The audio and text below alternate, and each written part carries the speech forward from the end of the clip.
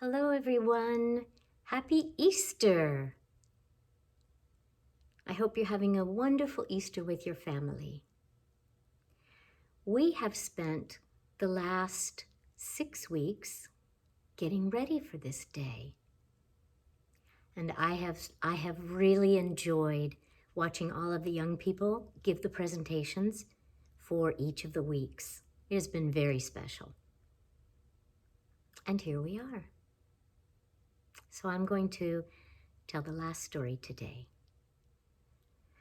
Let's take a moment to get ready for this. Maybe a couple of deep breaths. Open your heart and your mind. Settle your body. And let's begin.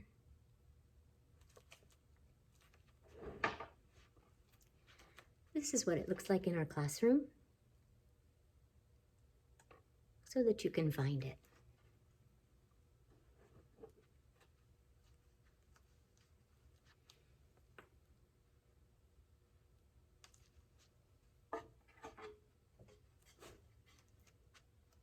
On the first Sunday of Lent, we remembered the birth of Jesus, when the baby looked into the faces of the parents who loved him and took care of him and gave him everything he needed to grow.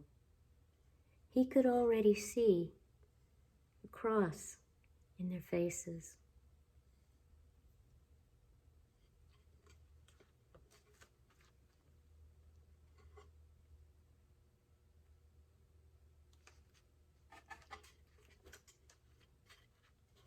On the second Sunday of Lent, we remembered Jesus as a boy. He and his family traveled to Jerusalem for a high holy day. When they started to return home, Jesus was missing. They went back and looked for 3 days before they found him in the temple. He said he thought they knew that he would be in his Father's house.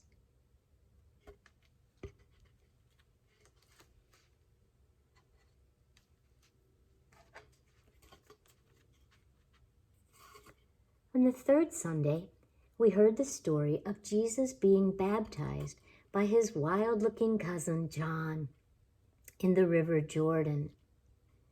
When Jesus came out of the water, people saw a great light and a dove, and they heard a voice say, "This is my beloved Son, with whom I am well pleased."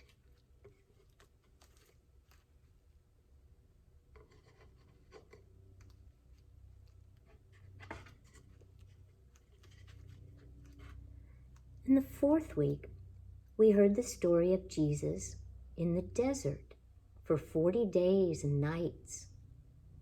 And while he was there, he was tempted with food and wealth and power.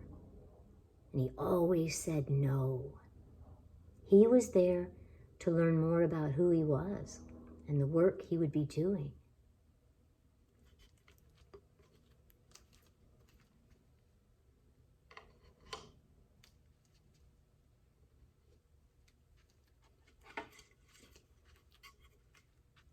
In the fifth week, we learned that his work was to teach and to be close to people, especially those no one else wanted to be close to, like this blind man.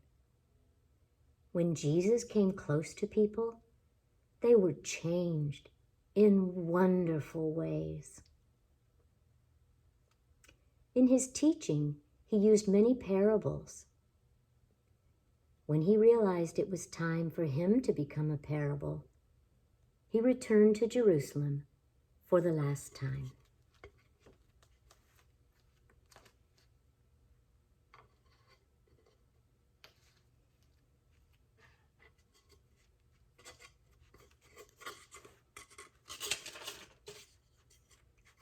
In the sixth week, last Sunday, Palm Sunday, we heard about Jesus' return to Jerusalem on a borrowed donkey. People waved palm branches for him. This was the sign of celebration for a king. That Thursday, Jesus and his 12 disciples shared supper. We call it the Last Supper. Jesus shared the bread and a cup of wine that he said to remember him with.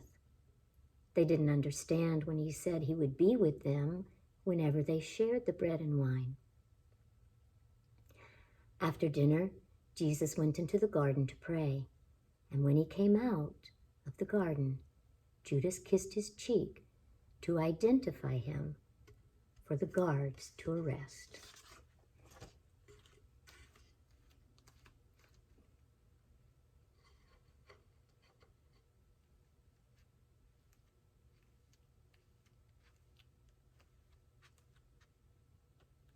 It was a very confusing night.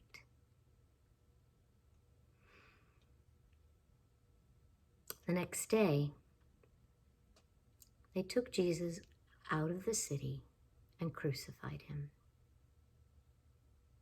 He died that afternoon. The sky turned dark.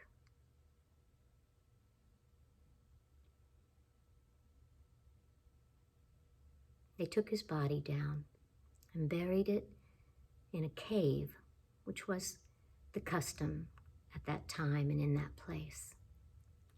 And they rolled a huge boulder across the entrance of the cave.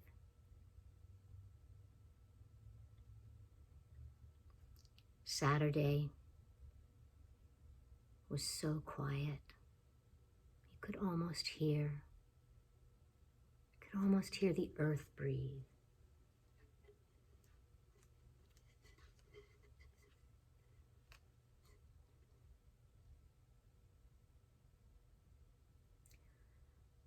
On Sunday, it was the women who had the courage to go to the grave. They just wanted to be near Jesus. It was sad, but they just wanted to be with him. And when they got there, the stone was rolled away, and Jesus wasn't in there. The body wasn't in there. Jesus died on the cross, but he was still with them, as he is still with us today. Especially when we share the bread and wine to remember him.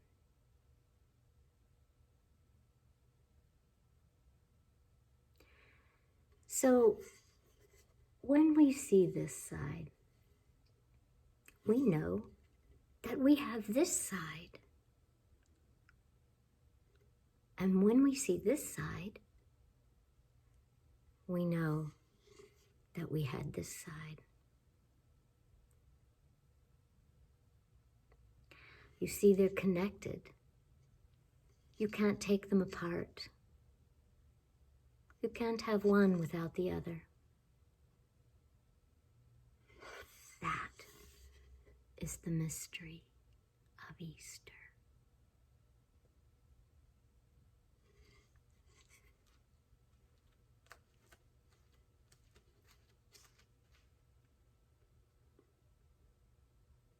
And you know, that is so wonderful that it changes our color.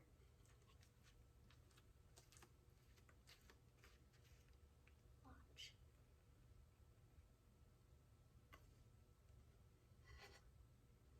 It changes to the color of celebration, pure white.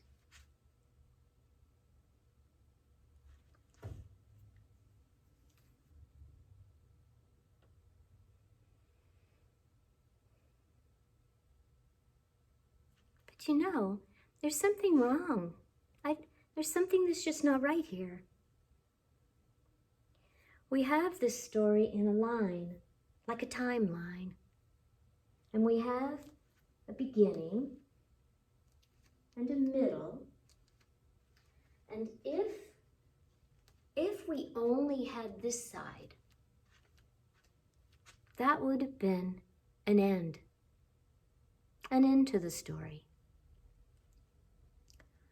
But because we have this side and we are still celebrating today, 2,000 years after this, it's not an end. This end was a beginning. A beginning. So it doesn't make sense to leave this story in a line like this. Let's see what we could do to fix that.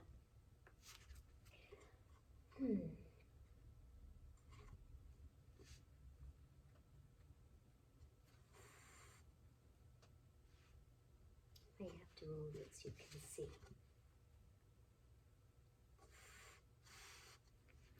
You see it?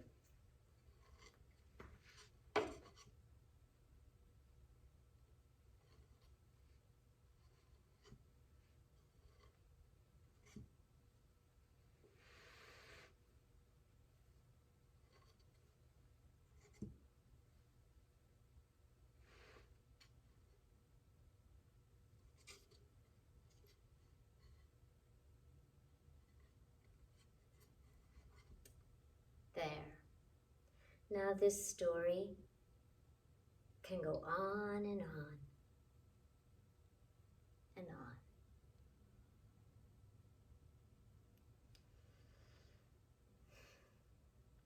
Now I wonder which part of the story was your favorite.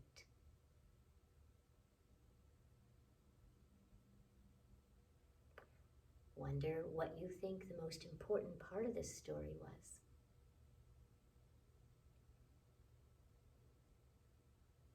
I wonder where you see yourself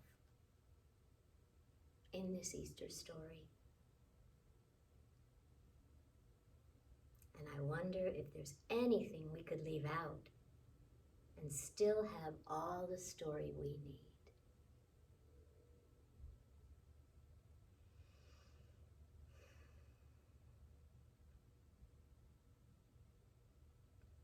Enjoy your Easter with your families, and I look forward to seeing you in person someday, but I certainly look forward to telling you another story soon.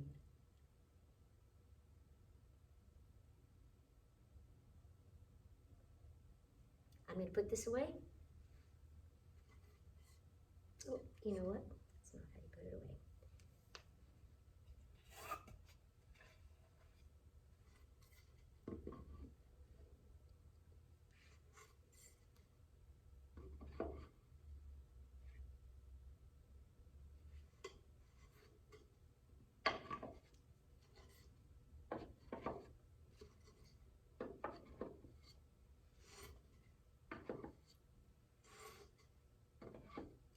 Here. It's ready for you now. Have a great week.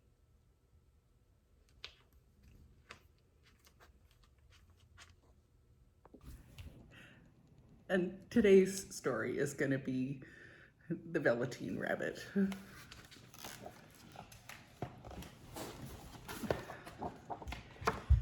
There was once a Velveteen Rabbit, and in the beginning he was really splendid. He was fat and bunchy as a rabbit should be. His coat was spotted brown and white, and he had real thread whiskers, and his ears were lined with pink sateen, and on Christmas morning he sat wedged in top of the boy's stocking with a sprig of holly between his paws, and the effect was charming. There were other things in the stockings, nuts and oranges and a toy engine and chocolate almonds and a clockwork mouse. But Rabbit was quite the best of all. And for at least 2 hours, the boy loved him. And then aunts and uncles came to dinner, and there was great rustling of tissue paper and unwrapping of parcels and excitement of looking at all the new presents. And the Velveteen Rabbit was forgotten. And for a long time, he lived in the toy cupboard or on the nursery floor, and no one thought very much about him. He was naturally shy, being only made of velveteen. Some of the more expensive toys quite snubbed him. The mechanical toys were very superior and looked down on everyone else. They were full of modern ideas and pretended they were real. The model boat, who'd lived through 2 seasons and lost most of his paint, caught tone from them. I never missed an opportunity of referring to his rigging in technical terms. The rabbit could not claim to be a model of anything, for he didn't know that real rabbits existed. He thought they were all stuffed with sawdust like himself, and he understood that sawdust was quite out of date and should never be mentioned in modern circles. Even Timothy, the jointed wooden lion who was made by the disabled soldiers, should have had broader views, put on airs, and pretended like he was connected with the government. Between them all, the poor little rabbit was made to feel very insignificant and commonplace. And the only person who was kind to him at all was the skin horse. The skin horse had lived longer in the nursery than any of the others, and he was so old that his brown coat was bald in patches and showed seams underneath, and most of the hairs in his tails had long been pulled to string bead necklaces. He was wise, for he'd seen a long succession of mechanical toys arrive to boast and swagger, and by break their mainsprings and pass away. And he knew they were only toys and would never turn into anything else. For nursery magic is very strange and wonderful, and only one of those playthings that are old and wise and experienced like the skin horse understand all about it. "What is real?" asked the rabbit one day when they were lying side by side on the nursery fender before Nana came to tidy the room. "Does it mean having things that buzz inside you and a stick-out handle?" "Real isn't how you're made," said the skin horse. "It's a thing that happens to you. When a child really loves you for a long, long time, not just to play with, but really loves you, then you become real." "Does it hurt?" asked the rabbit. "Sometimes," said the skin horse, for he was always truthful. "When you are real, you don't mind being hurt."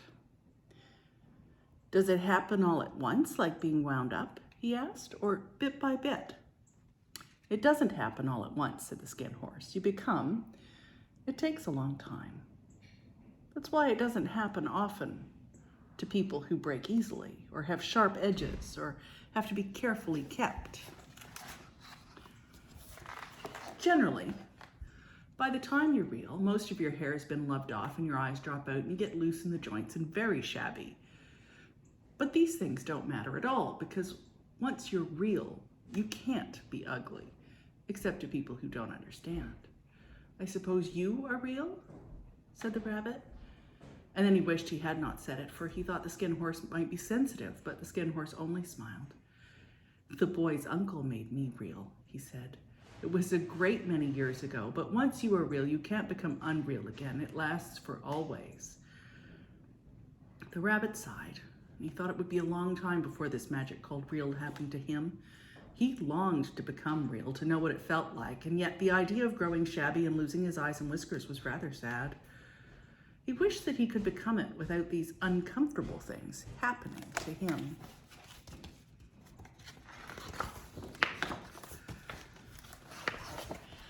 There was a person called Nana who ran the nursery. And sometimes she took no notice of playthings lying about, and sometimes for no reason whatsoever, she went swooping about like a great wind and hustled them away into cupboards, and she called this tidying up, and the playthings all hated it, especially the tin ones. The rabbit didn't mind so much, for wherever he was thrown, he came down soft. One evening, when the boy was going to bed, he couldn't find the china dog that always slept with him. Nana was in a hurry, and it was too much trouble to hunt for china dogs at bedtime, so she simply looked about her, and seeing that the toy cupboard door stood open, she made a swoop. "Here," she said, "take your old bunny. He'll do to sleep with you." And she dragged the rabbit out by one ear and put him in the boy's arms. And that very night, and for many nights after, the Velveteen Rabbit slept in the boy's bed. And at first he found it rather uncomfortable, for the boy hugged him very tight, and sometimes he rolled over on him. And sometimes he pushed him so far under the pillow that the rabbit could scarcely breathe. And he missed, too, those long moonlight hours in the nursery when all the house was silent, and his talks with the skin horse.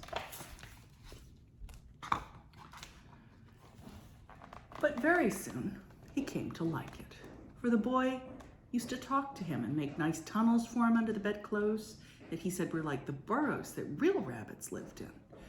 And they had splendid games together in whispers when Nana had gone away to her supper and left the nightlight burning on the mantelpiece.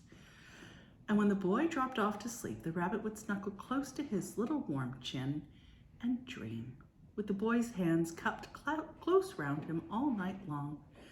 And so time went on, and the little rabbit was very happy.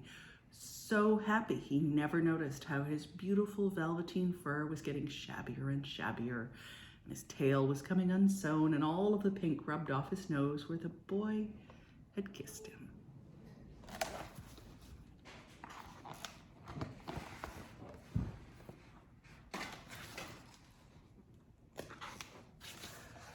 And spring came, and they had long days in the garden, for wherever the boy went, Rabbit went too. And he had rides in the wheelbarrow and picnics in the grass and lovely fairy huts built for him under the raspberry canes beyond the flower border. And once, when the boy was called away suddenly to go out to tea, the rabbit was left out on the lawn long after dusk, and Nana had to come look for him with the candle because the boy couldn't go to sleep unless he was there. He was wet through with the dew and quite earthy from diving into burrows that the boy had made him in the flower bed, and Nana grumbled as she rubbed him off with the corner of her apron.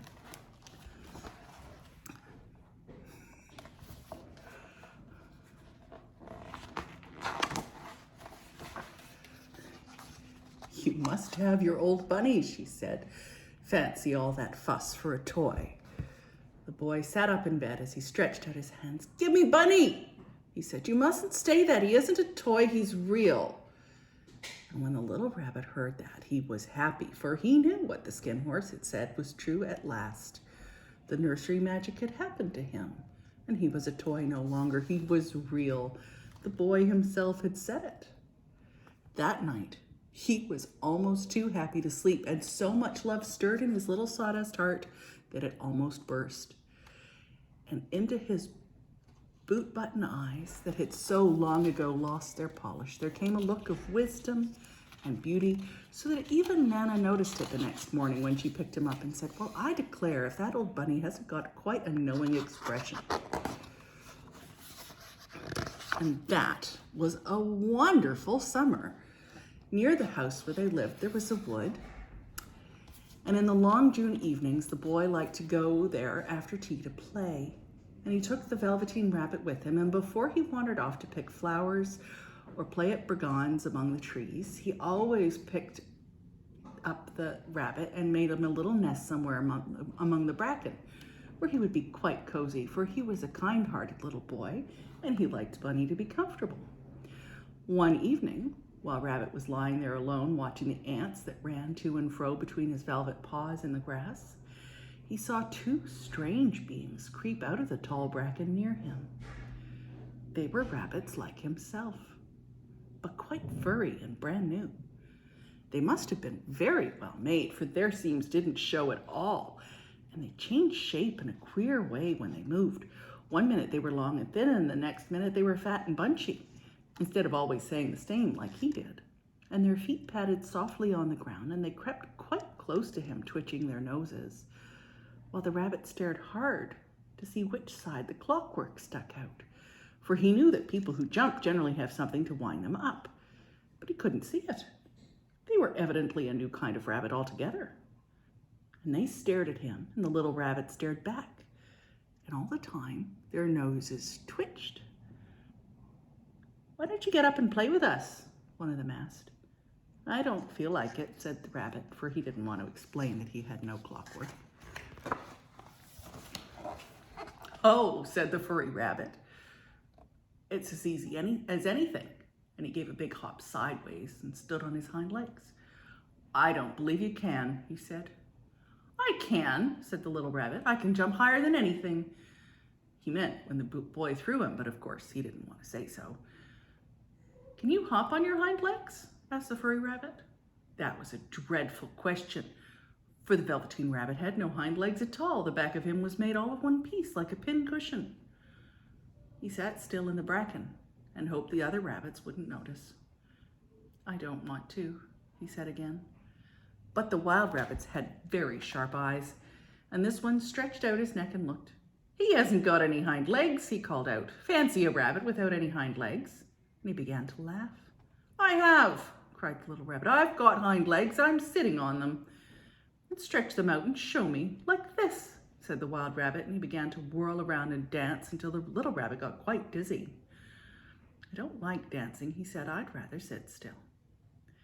But all the while he was longing to dance, for a funny new tickly feeling ran through him, and he felt that he would give anything in the world to be able to jump about like these rabbits did. The strange rabbit stopped dancing and came quite close.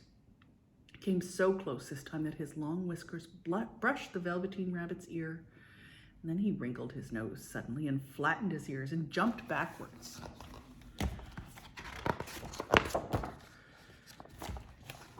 "He doesn't smell right," he exclaimed. "He isn't a rabbit at all. He isn't real." "I am real," said the little rabbit. "I am real. The boy said so." And he nearly began to cry. And just then there was a sound of footsteps, and the boy ran past near them with a stamp of his feet and a flash of white tails. The two strange rabbits disappeared. "Come back and play with me," called the little rabbit. "Oh, do come back. I know I am real." But there was no answer. Only the little ants ran to and fro, and the bracken swayed gently where the two strangers had passed. And the Velveteen Rabbit was all alone. "Oh, dear," he thought. "Why did they run away like that? Why couldn't they stop and talk to me?" For a long time, he lay very still, watching the bracken and hoping that they would come back, but they never returned. And presently the sun sank lower, and the little white moths fluttered out, and the boy came and carried him home.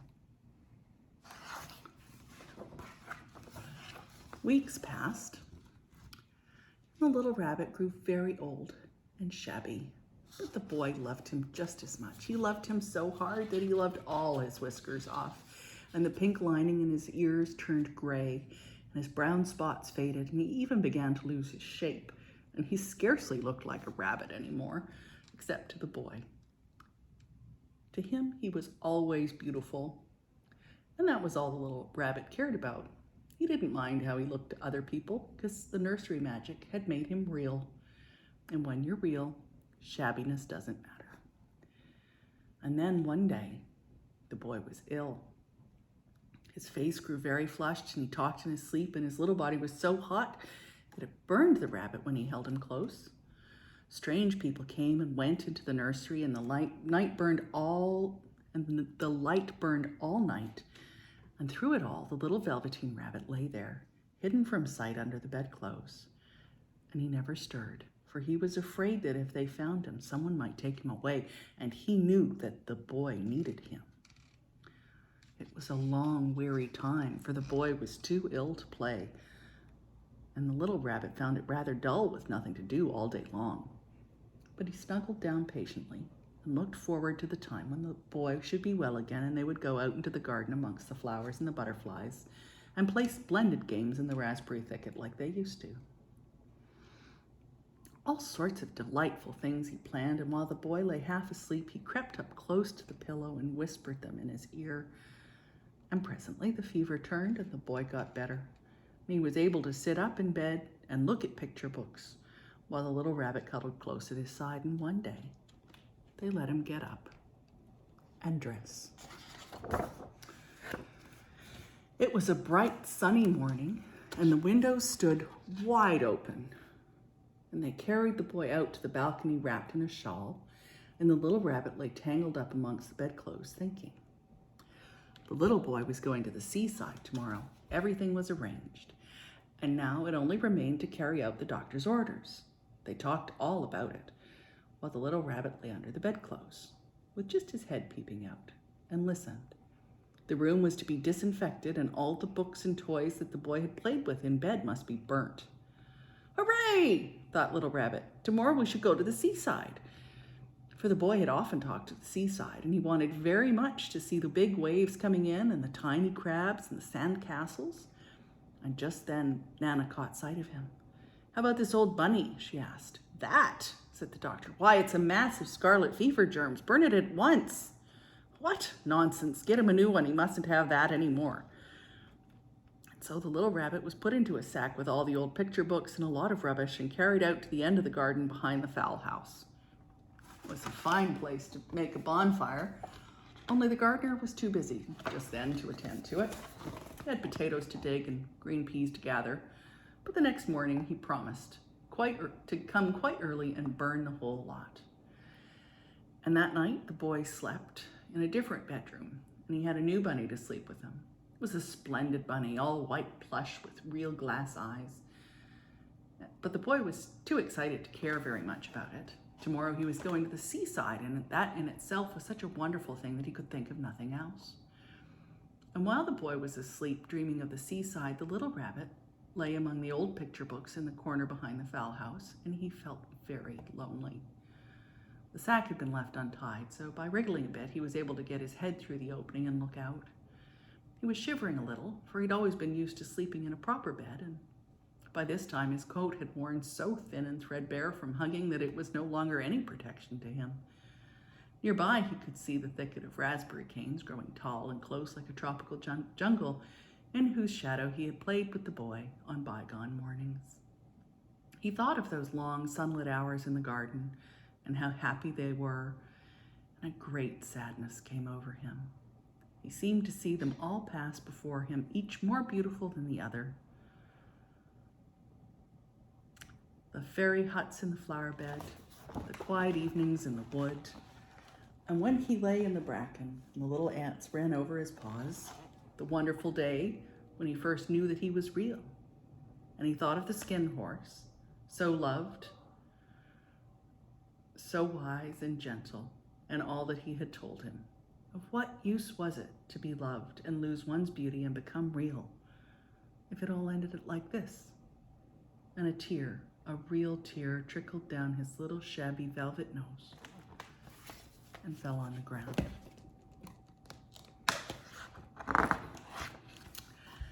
And then a strange thing happened. For where the tear had fallen, a flower grew out of the ground. A mysterious flower, not at all like any that grew in the garden. It had slender green leaves, the color of emeralds, and in the center of the leaves a blossom like a golden cup. And it was so beautiful that the little rabbit forgot to cry and just lay there watching it. And presently the blossom opened, and out of it there stepped a fairy. And she was quite the loveliest fairy in the whole world. Her dress was of pearls and dewdrops, and there were flowers round her neck and in her hair, and her face was like the most perfect flower of all. And she came close to the little rabbit and gathered him up in her arms and kissed him on his velveteen nose that was all damp from crying. "Little rabbit," she said, "don't you know who I am?" The rabbit looked up at her, and it seemed to him that he had seen her face before, but he couldn't think where. "I am the nursery fairy," she said. I take care of all of the playthings that children have loved. When they're old and worn out and the children don't need them anymore, then I come and take them away with me and turn them into real. "Wasn't I real before?" asked the little rabbit. "You were real to the boy," the fairy said, "because he loved you. Now you shall be real to everyone." And she held the little rabbit close in her arms and flew with him into the wood. It was light now, for the moon had risen, and all the forest was beautiful, and the fronds of bracken shone like frosted silver, and in the open glade between the tree trunks, the wild rabbits danced with their shadows on the velvet grass.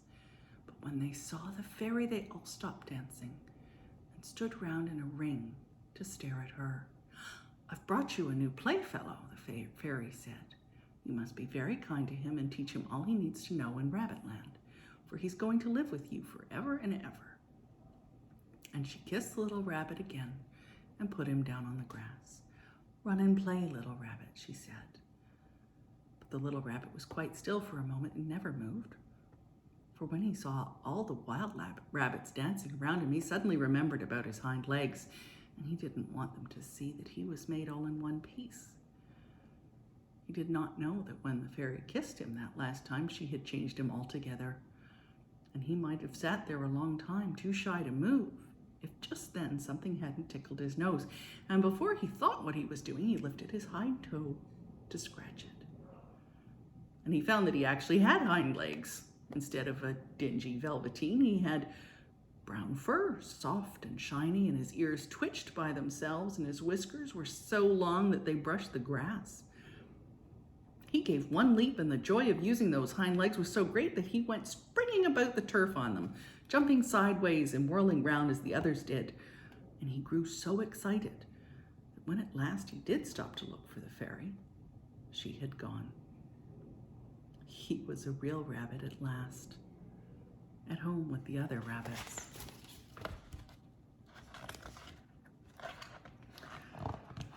Autumn passed, and winter, and in the spring, when the days grew warm and sunny, the boy went out to play in the wood behind the house, and while he was playing, 2 rabbits crept from behind the bracken and peeped at him. One of them was brown all over, but the other had strange markings under his fur. So long ago he had been spotted, and the spots still showed through. And about his little soft nose and his round black eyes there was something familiar, so that the boy thought to himself, "Why, he looks just like my old bunny that was lost when I had scarlet fever." But he never knew that it really was his own bunny. He came back to look at the child who had first helped him to be real. And now let's close with an Easter prayer. Lord Jesus, who died upon the cross, you know this world's suffering. You know this world's sorrowing. You know this world's dying. In your name, Lord Jesus, who rose again, I will work for this world's healing. I will work for this world's rejoicing. I will work for this world's living. Amen and alleluia. Happy Easter.